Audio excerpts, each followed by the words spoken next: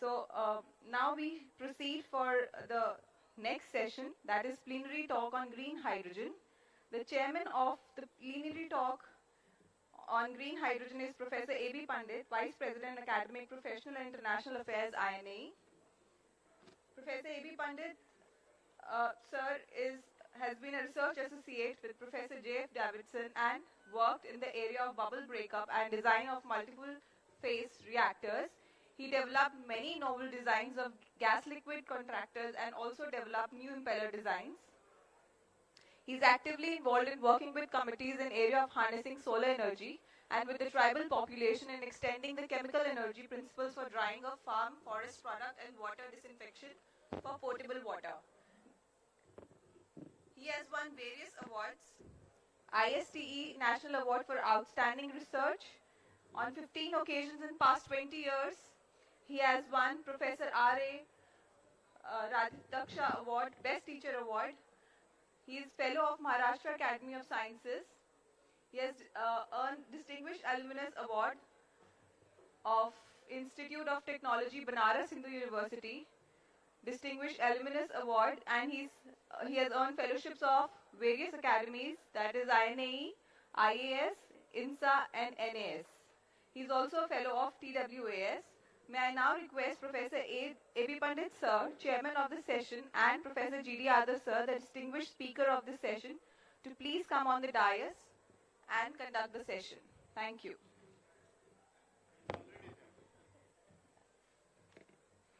No. Thank you very much, Professor Pandit. He's my successor in ICT. He knows everything about me. And so I'm very happy to be here. So I'm going to entertain you for some time. There are hardly any chemistry slides in that. Yeah, but I will.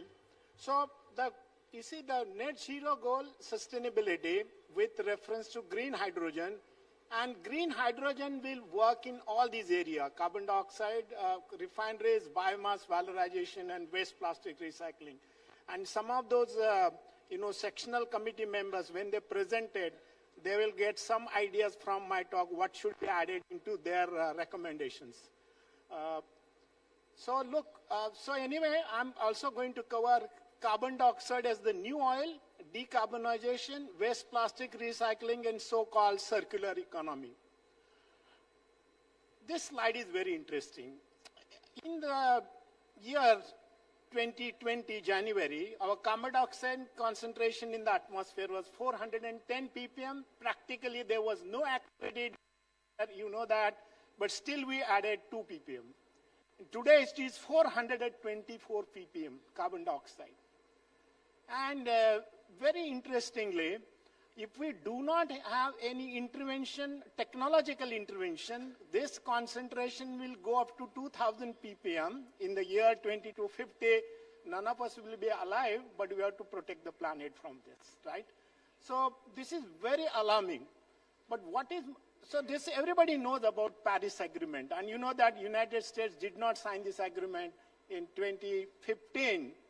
And that time they said we must limit the temperature of the globe to 1.5 degrees C. Has it happened that way? Let us look at this. So interestingly, in this year, the so-called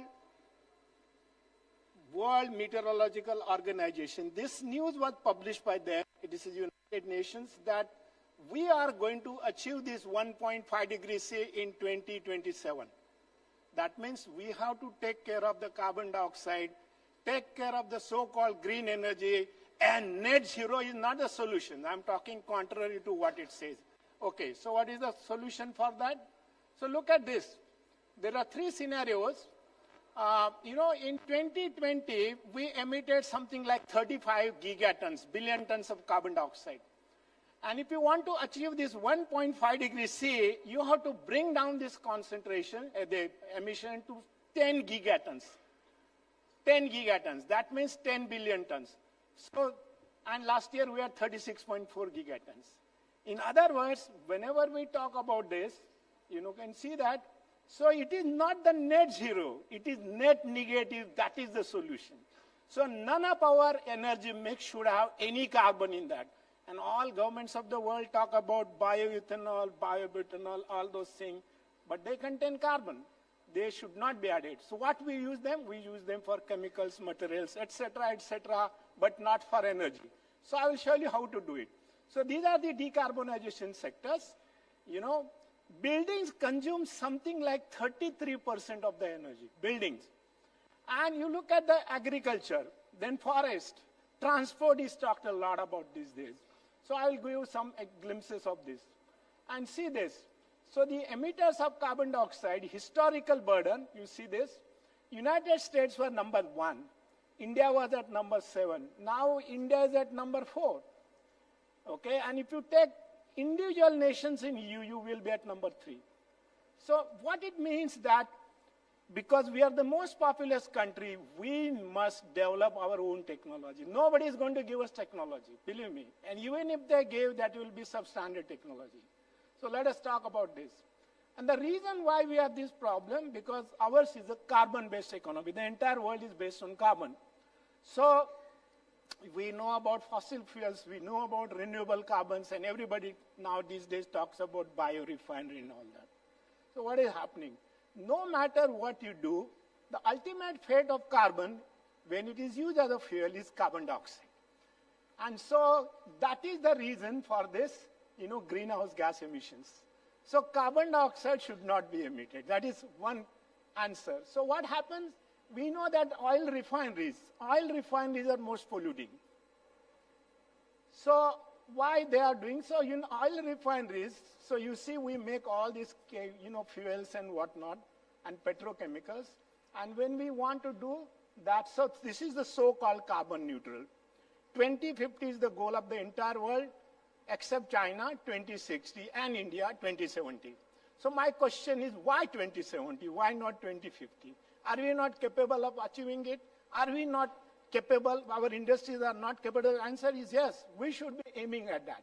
So climate change, net zero is not the solution, but net negative technologies. So we have to take carbon dioxide out of the atmosphere.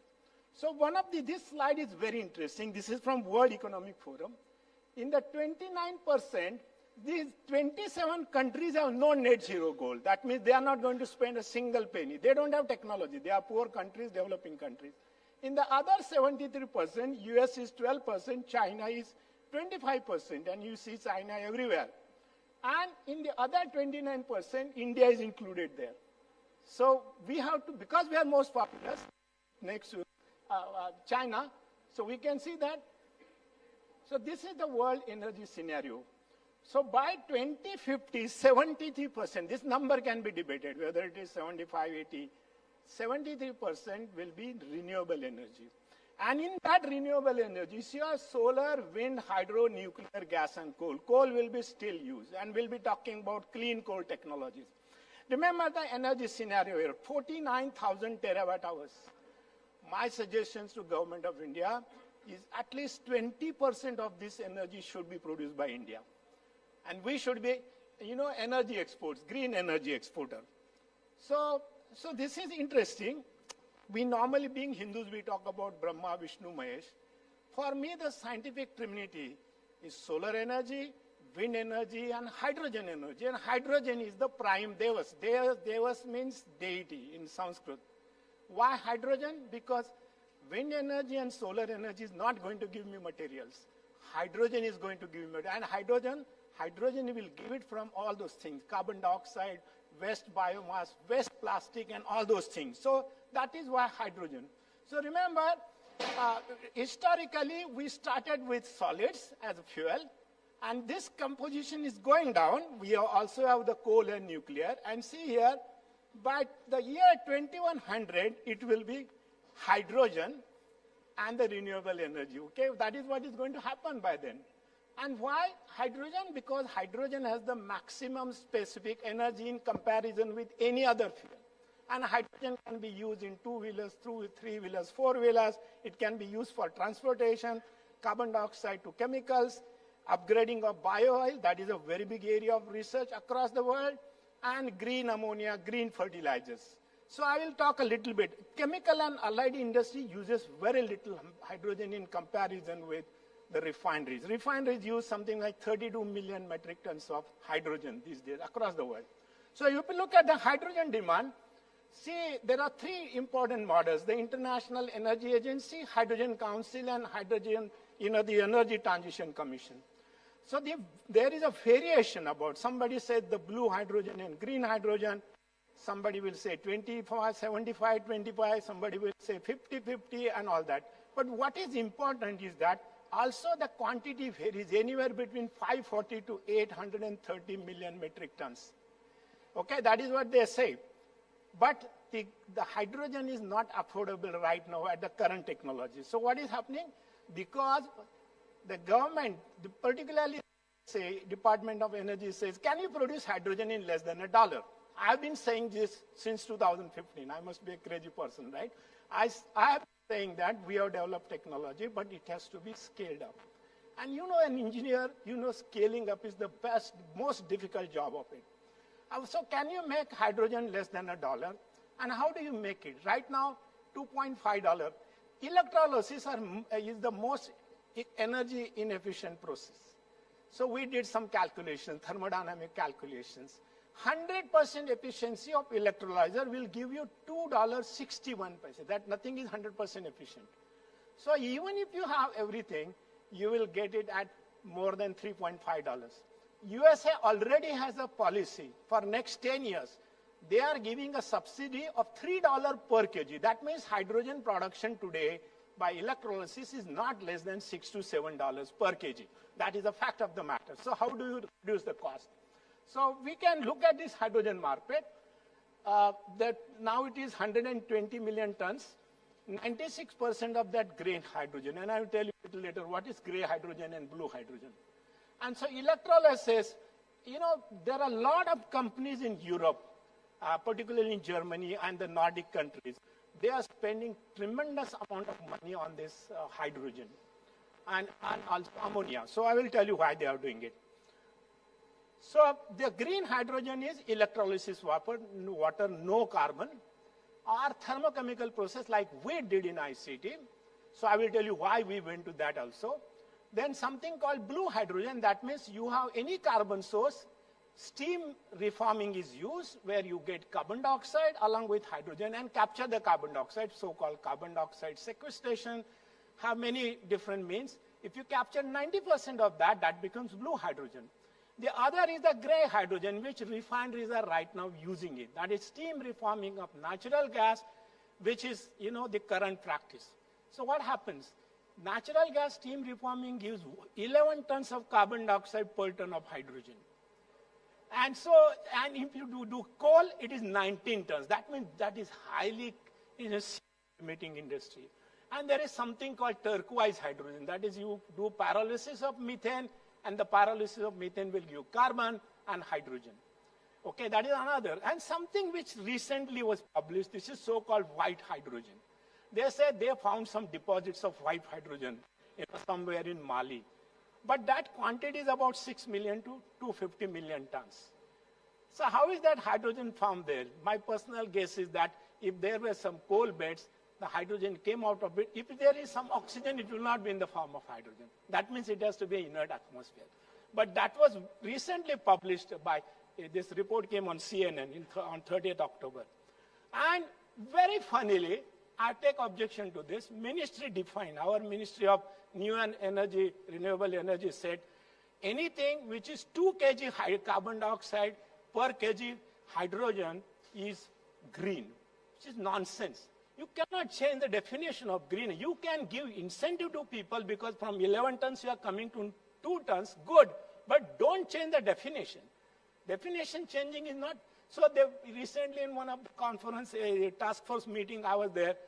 Our ministry fellow said, we want to call it green. The German fellow says, how can you call it green? You cannot call it green. You give incentive, but don't call that as a green. Okay, so that is, sometimes the bureaucrats don't understand science. They want to push it. So look at this. So you see the natural gas and all other things they are used for, these are all carbon-based sources. The other important thing is water. This is what everybody in the world is talking about, electrolyzer, electrolyzer, electrolyzer. And they neglected other sources of making hydrogen. So you know this, so-called alkaline electrolyzer, anion exchange, and proton exchange. There are many, many problems in that, okay? The catalyst, the membranes, and the current density and whatnot. So these are very expensive.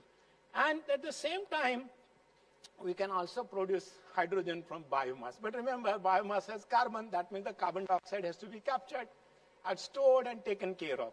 So that means it will be blue hydrogen.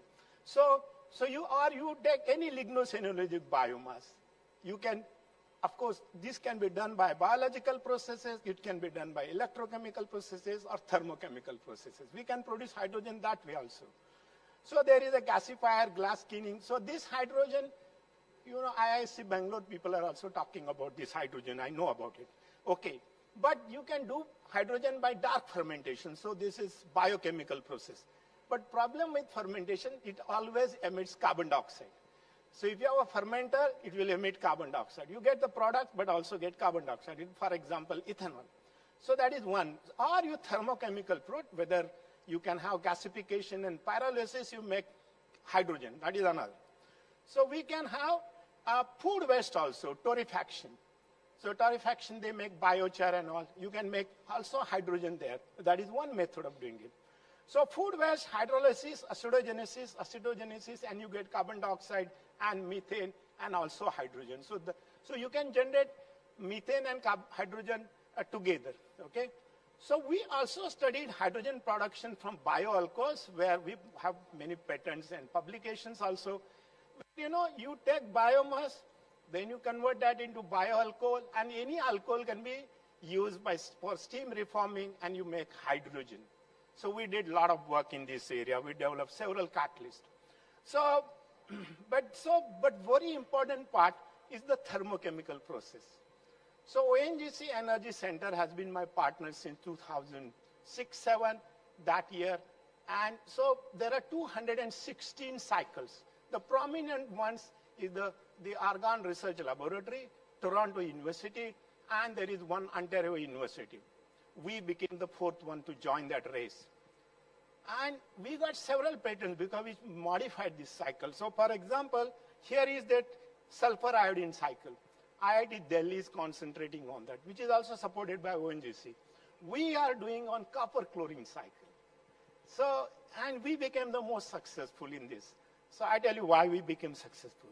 So very interestingly, this hydrogen which we produce, we are now producing 25 liters per hour. Now we shifted our plant to Goa. And we are going to have this integrated biorefinery, integrated carbon dioxide and all those things. Very interestingly, our Ministry of Power last year, announced that at least 50% of our energy needs will be made by 2030 by green energy. So in other words, what it means, it will be hydrogen and ammonia. So apart from solar and wind energy. Why ammonia? Because ammonia can be stored at a lesser price than hydrogen. Hydrogen requires 300 to 700 atmospheres, minus 252 degrees C. In comparison with that, ammonia can be stored at 10 atmosphere, therefore, and it can be easily transported. And ammonia infrastructure is already available because it is a part of fertilizer industry. So if you take water, you can either produce by green sources, whether it is solar, wind, hydro, that is one part, or thermochemical like we did, you produce ammonia. That is green hydrogen. Take air, separate it, either by pressure swing adsorption or cryogenically. Take nitrogen, you make green ammonia. Right? The green ammonia can be decomposed at site, make hydrogen, or ammonia itself can be used as a fuel for boilers, fuel cells, engine, IC engine and whatnot. So ammonia becomes a substitute for hydrogen. So that is why the so-called green ammonia economy. So what is going to happen by 2050? You can see that this is based on the reports of European Union, International Hydrogen Council, which is just Hydrogen Council, and Bloomberg New Energy Fund. What it says that there is a CAGR of 8% in this industry, and by 2030 we'll have 150 billion investment in this industry. But actually my personal belief, because this is a projection, it will be much more than this, because everybody is worried about this 1.5 degrees C. So there you can see by 2050 it will be only blue hydrogen and green hydrogen. There will not be any gray hydrogen, okay? That is for sure. So this is what we did. And so I've been saying that I can produce hydrogen in less than $1, provided 100 tons per day are produced. If I produce 1 ton per day, it becomes $11. So that is the economics. So you know that, engineering, the economy of scale works very well. And there are a lot of, interesting aspect in this. So we got many patents and publications. These are some of the patents which we filed. So what is the advantage of our cycle? In comparison with the rest of them, this so-called copper chlorine cycle 3, 4, 5, 6, when we modified it from engineering viewpoint, because of course we got patents on that, and first patent I got was in USA, then Canada, then Germany, UK, Japan, and Korea and whatnot. So we were very happy, but very interesting, the challenge is to scale it up. The scaling is to scale it up. So we did that. So we have this target, 111. That is 1 kilo hydrogen in $1 in 1 decade. Those who are cricket lovers, 111 means Nelson Saha, you get out. Right? And this is a decades problem. And look at the hydrogen cost today. Refineries are producing at anywhere between the $2.5 per kg. So bringing down the hydrogen cost is one of the biggest challenges, because hydrogen is going to rule. Hydrogen is going to be the rule, savior of the world. So this particular size gives many things what I did in my lab. So we have solar power, we have molten salt, because you know that solar power is available only during the day. So we have a lot of this heat. So we said then we have this copper chlorine cycle, we produce hydrogen, we produce oxygen, and we use for variety of purposes. So we make methanol, we make dimethyl ether, we make methane, LPG, you name it. So that carbon dioxide, even we have made, ethanol also from carbon dioxide. So that becomes a very important source, and that is why I called it as a carbon dioxide refinery. I can make, carbon dioxide reliability as a very valuable resource.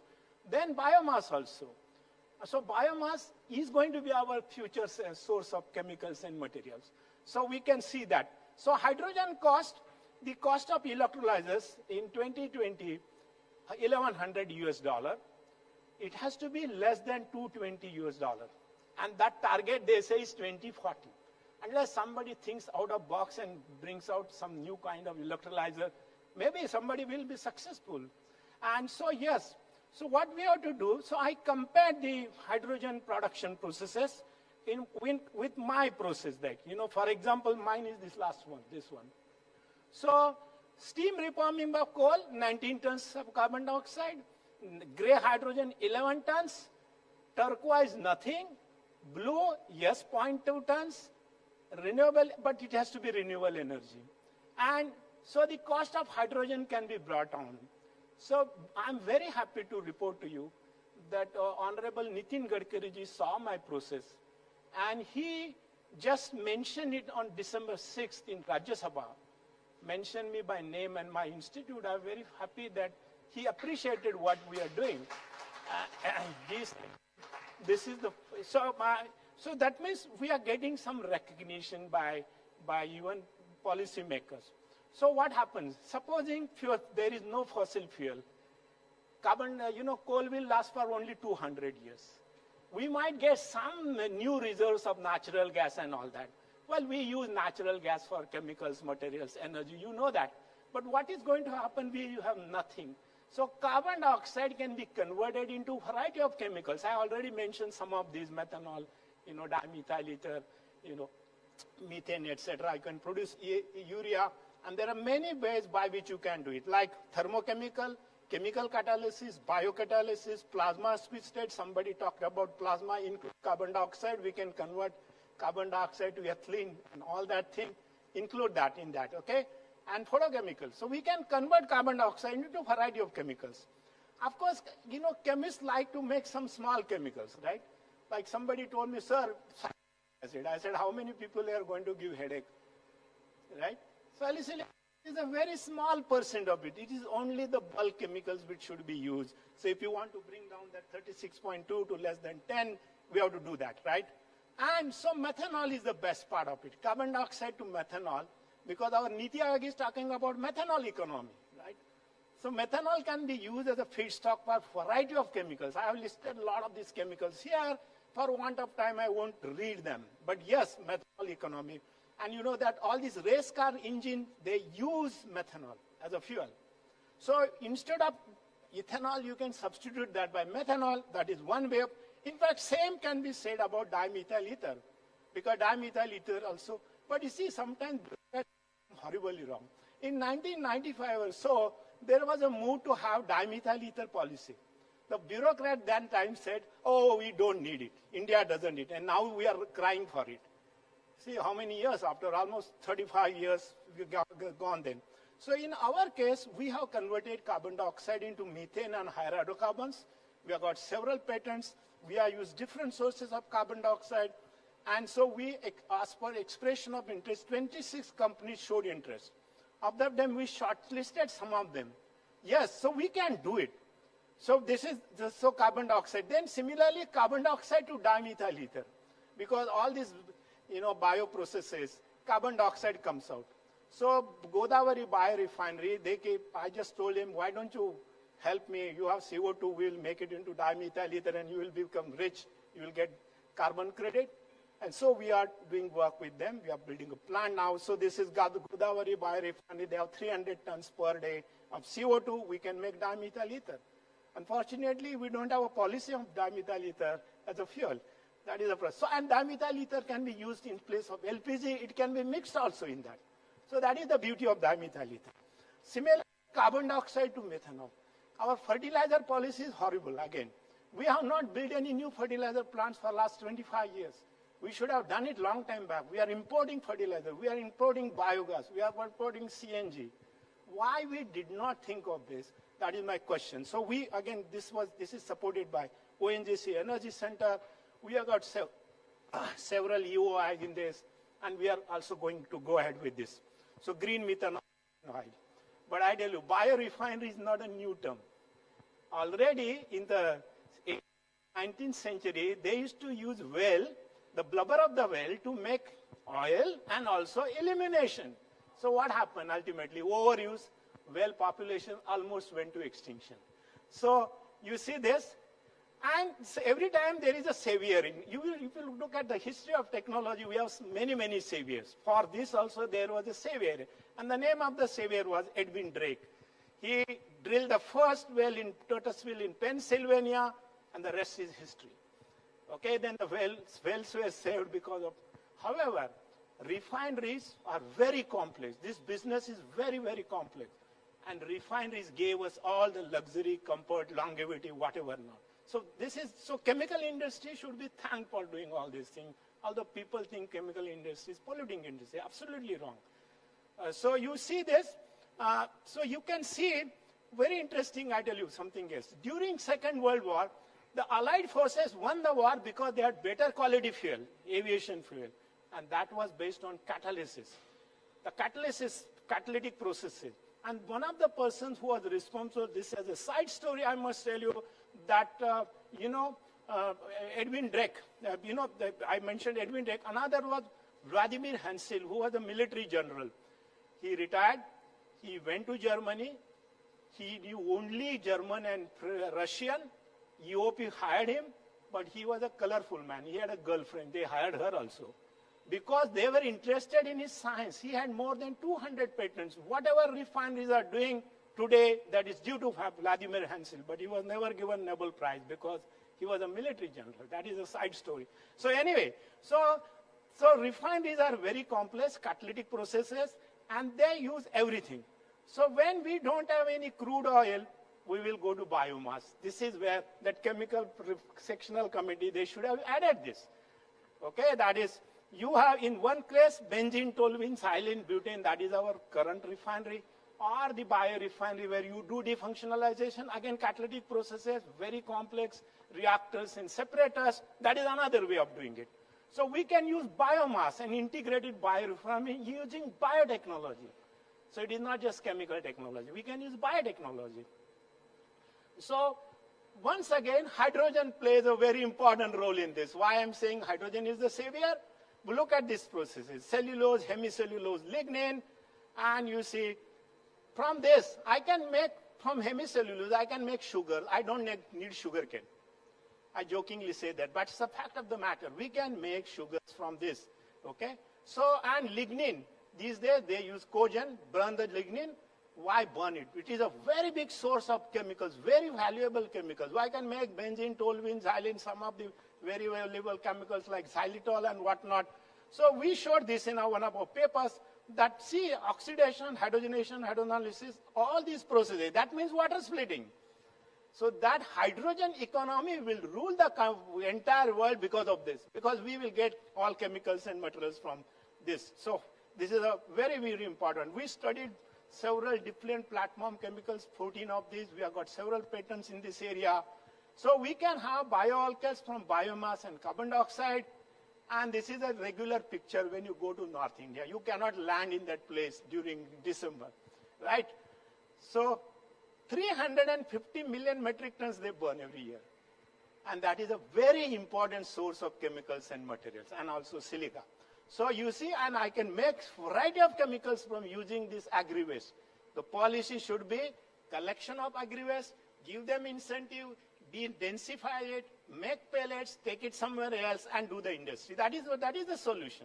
And not giving freebies, okay? That is not the solution.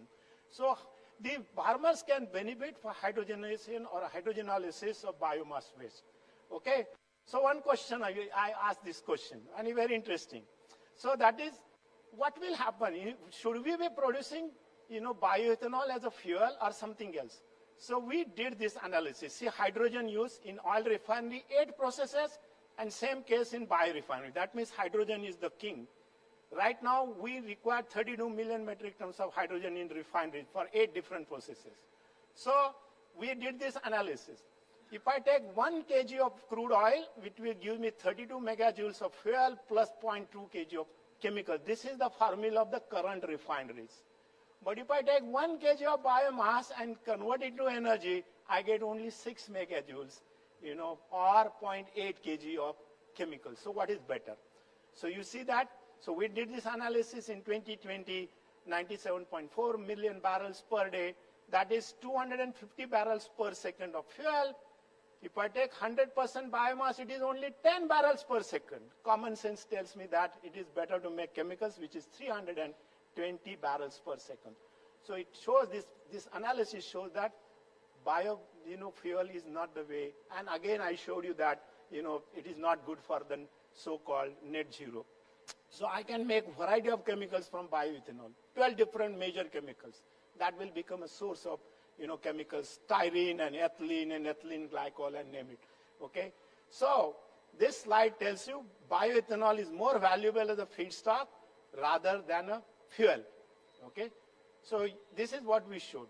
And the next thing, you allow me some time. How much time you wanted? 5 minutes. Is that okay? Because this is very important. Yeah, okay. So this plastic, everybody talks about plastics, and our policy is what? Government policy, ban plastic. Single-use plastic. Ban is not a solution. Wherever there is a liquor ban, more liquor is sold in that state.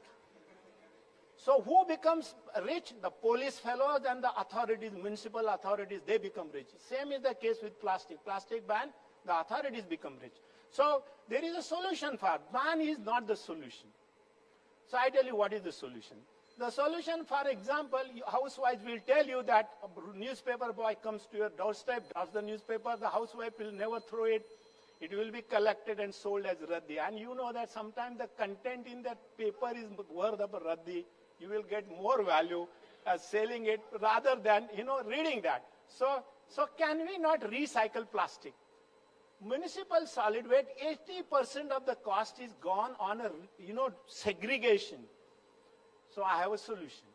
What is the solution? Irrespective of the size, and the weight of the plastic material, whether it is a pouch or a straw or a PET bottle, have a deposit of 10 rupees on each article. Because it is 10 rupees, you will steal your neighbor's bottle also, because you are getting that money back, right? Rag pickers never collect plastic.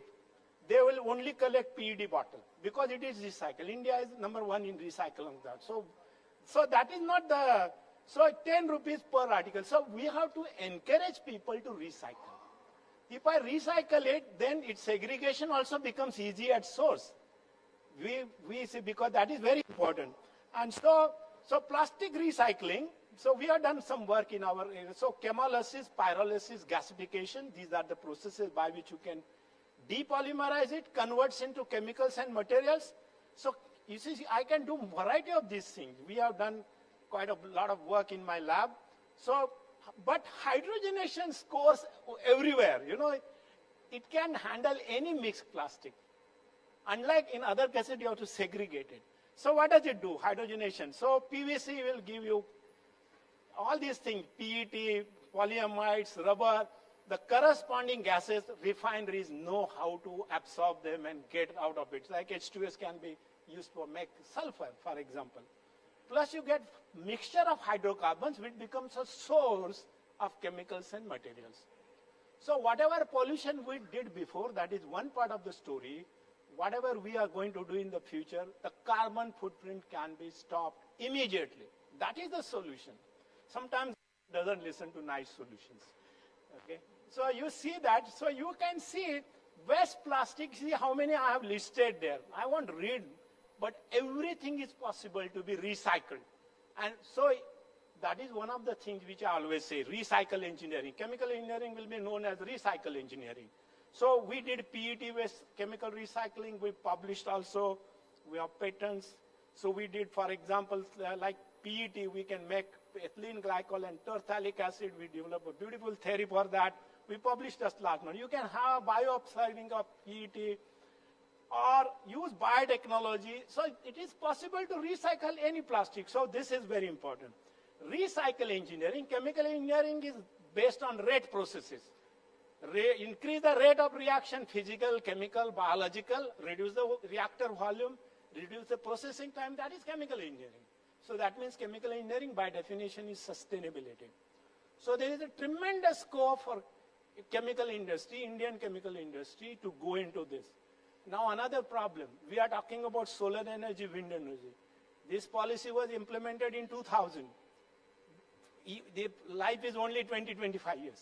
Okay? We have wind blade, 400-meter long wind blade. So it has plastic, it has all metals and whatnot. Same is the case with solar panel. So we should have, and another somebody said about battery recycling. When the battery goes down to 80%, it is useless, but it can be used as a storage, right? And China is #1 in that. So they have, so we can do bio-leaching because we don't have lithium. Somebody mentioned about Jammu and Kashmir fire. You know, it's very nice to know as Indians, but still a lot of time in that. So so-called circular energy storage. China will have $45 billion business by 2030, 9%. America is growing at a rate of 6%. We, criticize Bhangarwalas many times, but they have a lot of wealth with them, right? So 75% of electric vehicles, that is the policy of our government. By 2030, everything will be EV. But if you don't use green energy, it will be CV, coal energy, right? It will be coal vehicle, not EV. So yes. So another industry is steel industry. Steel industry is highly polluting. So I will give you statistics of steel industry. In 2021, we had 102.5. Next year, it was 106. This year, it will be 124 million tons. 2030, 300 million tons. 2047, 500 million tons. And 1 ton of steel produces 2.38 tons of carbon dioxide. So if you use green hydrogen, you can decarbonize that particular thing. So that is what can be done as far as steel industry is concerned. We can store hydrogen. We compared our technology with many other published, and you can see that mine is the last. We have been claiming that we can produce at 95 cents because oxygen today in international market is 15 cents per kilo. Okay, so you get 8 kg of oxygen per kg of hydrogen. So yes, we can do that. So this is based on the McKinsey report. They say by 2050, a lot of these things will be, hydrogen-based. So what is going to be hydrogen-based? Trains, coaches, SUVs, ferries, including transportation. The shipping industry produces 5% of the carbon dioxide. The shipping industry will have methanol, hydrogen, dimethyl ether, ammonia. These will be used by these guys, okay?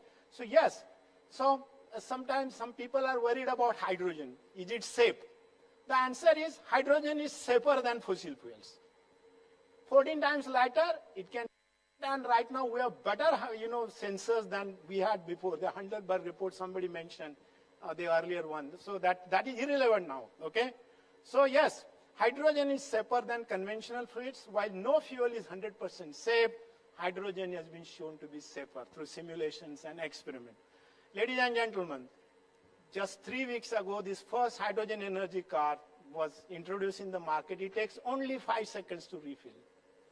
In other words, we need hydrogen infrastructure. Government of India has a committee on hydrogen infrastructure. I'm a part of that committee. It's very nice. It's an ministerial committee. So how to create this infrastructure in India, okay? Because we are going into that economy, hydrogen economy. So I will quote Swami Vivekananda. For anything, whether hydrogen, people may ridicule, they may oppose, but finally they will accept. And I'll tell you a little story. In the year 1910, there was a procession of ladies, American ladies in the state of New Jersey. They went to the governor's house and they said, ban X-ray. It is, depriving modesty of women. Can you show me any hospital without X-ray? So what happened? During Second World War, nuclear bomb and Nagasaki, Hiroshima. So word nuclear was a taboo. You cannot use word nuclear. And it is the safest industry. I'm telling you, nuclear industry is the safest industry. So what they did, they dropped the N and it only won NMR. NMR is what? It is nuclear magnetic resonance imaging. So public has to be, taught about safety of anything. So hydrogen is going to do that. So ladies and gentlemen, so-called green economy, bioeconomy, bio-based economy, circular economy, everything will fall in place. So the way forward is green hydrogen. That will be the savior of the world. Carbon dioxide should not be a liability but asset to convert. Waste biomass can be converted into valuable chemicals and materials. Hydrogen economy can be elegantly intertwined, okay? And governments must adopt the hydrogen economy. And my process is one of them. Ladies and gentlemen, thank you very much for listening to me very carefully. And if you have any questions, I'll be very happy to answer those questions. Thank you, Professor Yadav. Dr. Mishra has a question, please. Yes.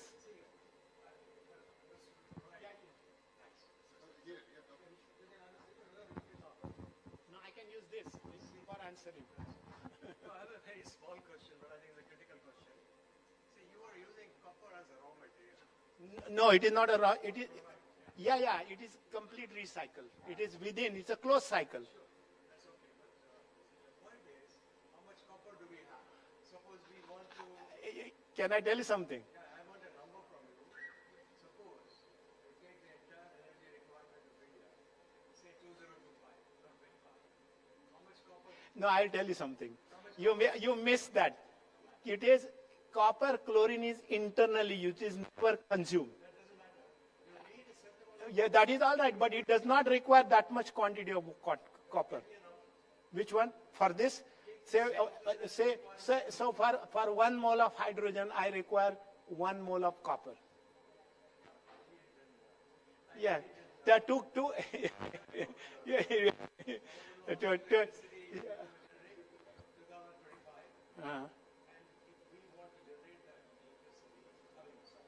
No, Professor Yadav, what Dr. Mishra is asking, you said that at 100 tons per day, the cost will be approximately $0.95. But that is only one-time cost. No, that's okay. But so 100 tons per day would require what quantity of copper? It will require 1,200 tons of copper. Yeah.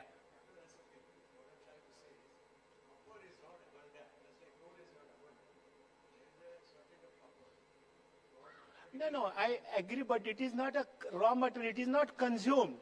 It is just recycle. No, that is all right, but at steady state, I don't require anything beyond what I think it's just the copper inventory which Dr. Mishra is talking copper about. inventory, once it is there, yeah, that's it. It is one time. Yeah, there, and the third That's row. you know, I just now told you. Yeah. Yeah. It is one-time It's investment. a capitalized cost, basically. It's a closed loop cycle.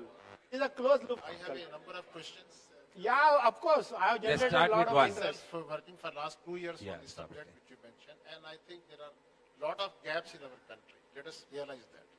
The green hydrogen which we are talking, because I have not seen the economics of your Keep the mic nearer your mouth, please. I have not seen the number of 0.95 getting commercialization, but whatever we talk about electrolyzers, be it alkaline or PEM, not less than $5 and all that. 1 minute, just. We should have in our nation the best utilization of resources what we have. We have a good amount of coal. We should have converted coal to hydrogen, gray hydrogen, so that we can introduce the hydrogen usage. We have been talking hype on green hydrogen. Nothing has happened in last few years. No, I think, may I just say, see, let us not start No, discussion anyway, here. I will Just answer put your the question. Put your You are question. from atomic The energy. submission, I will question. talk about the that. submission is that we should have allowed the hydrogen production by any means so that we are able to utilize the hydrogen usage in whatever we are saying. That is my first part. Second part, you mentioned the conversion of CO2 to methanol. If Yeah. you say green hydrogen, the cost of hydrogen is more than the cost of methanol itself. You need 0.19 kg of hydrogen for methanol. So listen. So just let me complete. You mentioned the biomass to hydrogen. If you say the biomass to hydrogen, PET and all that, 33 kg of PET is required to produce 1 kg. Is it economical? My No, three questions. very good question. You know, I I will think- tell you something. No, I want to answer his Yeah. question. You know, when we develop any technology, it is for tomorrow, not today. We should be technology ready. And we did calculations and simulations for different capacities of hydrogen, carbon dioxide, methane, methanol, and dimethyl ether, everything we did. Once, you know, for example, I'll tell you a simple example. When the mobile phone was introduced, what was the cost of that mobile phone? And what is the cost today? Economy of scale matters a lot. Your question about taking any carbon source, I gave you example when the comparison, like I can use coal, yes, but 19 tons of carbon dioxide, 1 ton of hydrogen, that 19 tons I have to sequester or convert it into something else. I will also tell you something, what we did, but I did not tell you. I can combine, you know, steam reforming of methanol or ethanol along with this, where it is a net carbon Negative. zero. Okay, it is negative. So that is what we also done. I know you will ask me, what is the source? Right now, so in oil industry, edible oil industry, hydrogen is produced by electrolysis. It is expensive. Your dalda and what? It was all hydrogenated material. So Yeah. cost becomes irrelevant when we scale it up and we analyze all the problems. So, you know, there is always somebody who will doubt, and I like the doubters. Thank you, Professor Yadav. I think, let me just, no, we are going to break for lunch. If he is available, please discuss with him at that Oh, point is it of lunch time. now? No, when we'll break for lunch. When we break for lunch, I said. You must agree with me and what was initially said and commented that he has definitely entertained us. And please try to understand the fact that no technology is ever matured. Right? Professor Yadav has given a complete landscape of what possible technological options need to be explored. And it is not that everywhere you will use copper chloride cycle for producing hydrogen. Depending upon the location, depending upon the available sources, depending upon the availability of biomass, different locations will show that different economy exists for hydrogen. And as long as you're able to do that, I think all options, the entire hydrogen spectrum needs to be explored essentially as far as India is concerned. He did not talk much about nuclear, because nuclear again is actually industry which needs to be promoted if you want to reduce the carbon dioxide emissions. And one of the safest technologies, but we are not doing it. So many options are there which Professor Yadav has so elaborately and so succinctly pointed out that these we need to think about. And I think let us appreciate Professor Yadav's effort in collating all that information and presenting it in 40 minutes of this talk. It is really marvelous. Thank you, Professor Yadav. Thank you. Thank you.